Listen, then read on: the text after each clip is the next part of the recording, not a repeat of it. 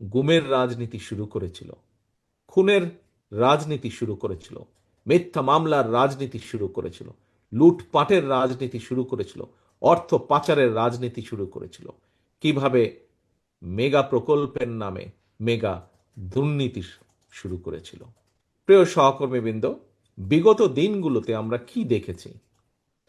বিগত দিনগুলোতে আমরা যেই চিত্রগুলো দেখেছি, আমাদের আগের বিভিন্ন বক্তা তাদের বক্তব্যে সেগুলো উপস্থাপন করেছেন।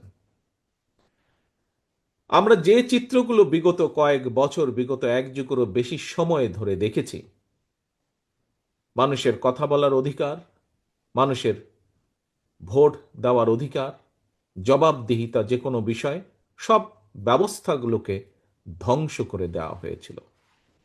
এবং দেশে যেহেতু কোনো জবাবদিহিমূলক ব্যবস্থা ছিল না, দেশে যেহেতু জনগণের কথা বলার অধিকার ছিল না, দেশে যেহেতু জনগণের মতামত দেবার অধিকার ছিল না যে কিভাবে দেশ পরিচালিত হবে, যেহেতু কোনো প্রকার জবাবদিহিতা ছিল না, জবাবদিহিতার সকল ব্যবস্থাকে ধ্বংস করে দেওয়া হয়েছিল।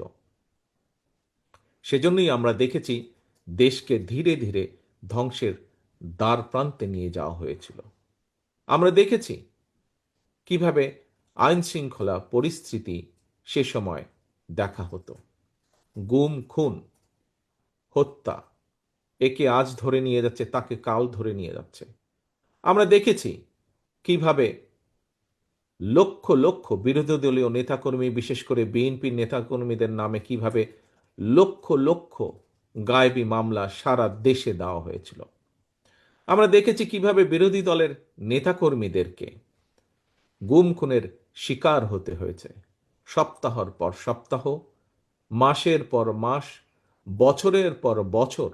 আমরা দেখেছি বিরোধী দলীয় নেতাকর্মীদেরকে আদালতের বারান্দায় ঘুরতে হয়েছে, অথবা জেলখানার পিছনে, হাজতের পেছনে তাদেরকে থাকতে হয়েছে মিথ্যে মামলা।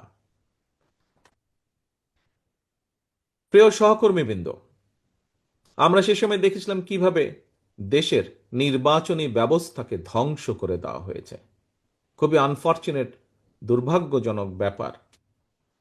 বিগত 15 বছরে এদেশে প্রায় 3 কোটিরও বেশি নতুন ভোটার সংযুক্ত হয়েছে ভোটার লিস্টে। কিন্তু এই যে নতুন ভোটার, তাদেরকে ভোটার হওয়ার পর থেকে কেউই বলা যায় ভোট দিতে সক্ষম হয়নি। কারণ ভোট ব্যবস্থাকে ধ্বংস করে দেওয়া হয়েছিল। সেই 14 সাল বলুন, 18 সাল বলুন, 24 সাল বলুন, প্রত্যেকটি ক্ষেত্রে এখানে উপস্থিত প্রতিটি মানুষ, আপনারা সাক্ষী আছেন কিভাবে, শুধু বিএনপির নেতাকর্মী হিসাবেই আপনারা সাক্ষী নন, আপনারা দেশের একজন সাধারণ নাগরিক হিসাবে পর্যন্ত আপনারা সাক্ষী আছেন কিভাবে সেই গণতান্ত্রিক ব্যবস্থা বা ভোট ব্যবস্থাকে ধ্বংস করে দেওয়া হয়েছিল। অর্থাৎ দেশে মানুষের কথা বলার অধিকার, ভোটের অধিকারকে কিভাবে ধ্বংস করে দেওয়া হয়েছিল। যখন এই দুটো ব্যবস্থাকে ধ্বংস করে দেওয়া হয়েছে, এর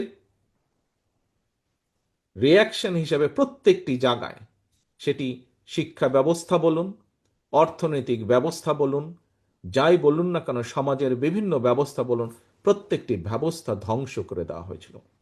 প্রিয় সহকর্মীবৃন্দ, 1971 সালে লক্ষ প্রাণের বিনিময় আমরা বাংলাদেশের স্বাধীনতা অর্জন করেছি। বাংলাদেশের মানুষের প্রত্যাশা ছিল যে তাদের প্রত্যাশিত একটি বাংলাদেশ ধীরে ধীরে গড়ে উঠবে।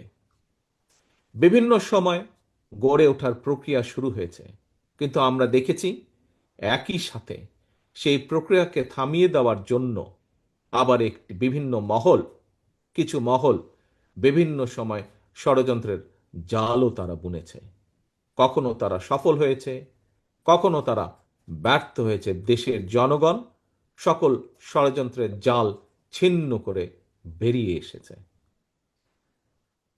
প্রিয় সহকর্মীবৃন্দ, শুধু 71 সালেই নয়, এই যে বললাম বিভিন্ন সময় ষড়যন্ত্রকারীদের জাল বিভিন্নভাবে তারা বিস্তার করার চেষ্টা করেছিল। এইভাবে গণতন্ত্রের ত্রুটিকে চেপে ধরার জন্য তাদের প্রচেষ্টা অব্যাহত ছিল এবং বিএনপি সহ আরো অনেকগুলো বাংলাদেশের গণতান্ত্রিক রাজনৈতিক দল রাজপথে বিভিন্ন সময় সোচ্চার হয়েছে দেশের জনগণের রাজনৈতিক অধিকারকে, কথা বলার অধিকারকে প্রতিষ্ঠিত করার জন্য। এবং তার ফলশ্রুতিতে আমরা দেখেছি যারা স্বৈরাচার ছিল, যারা চেষ্টা করেছিল দেশের জনগণকে দাবিয়ে রাখতে, আমরা দেখেছি সেই স্বৈরাচাররা তাদের ক্ষমতাকে ধরে রাখার জন্য কিভাবে গুমের রাজনীতি শুরু করেছিল, খুনের রাজনীতি শুরু করেছিল, মিথ্যা মামলার রাজনীতি শুরু করেছিল, লুটপাটের রাজনীতি শুরু করেছিল, অর্থ পাচারের রাজনীতি শুরু করেছিল, কিভাবে মেগা প্রকল্পের নামে মেগা দুর্নীতি শুরু করেছিল।